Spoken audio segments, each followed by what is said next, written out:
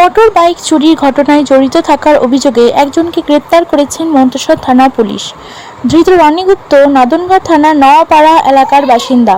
পূর্ব বর্ধমান জেলার মন্তেশ্বর থানার সূত্রে জানা গিয়েছে, কিছুদিন আগে মন্তেশ্বর ব্লকের পুরসুরি পঞ্চায়েতের বিঘা গ্রামের এক ব্যক্তি শেখ সৈকত আলী মোটর বাইক নিয়ে মন্তেশ্বর হাসপাতালে আসার পর তার মোটর বাইকটি চুরি হয়ে যায়।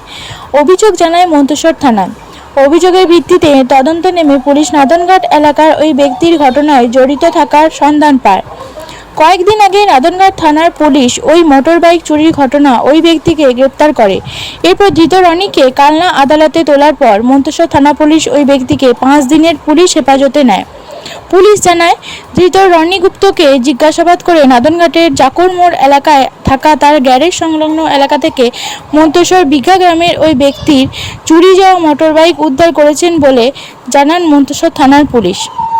ধৃত রনিকে শনিবার কালনা আদালতে পাঠান মন্তেশ্বর থানার পুলিশ।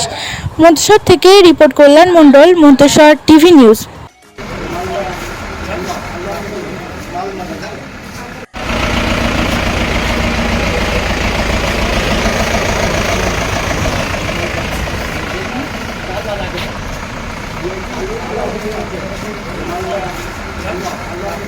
माल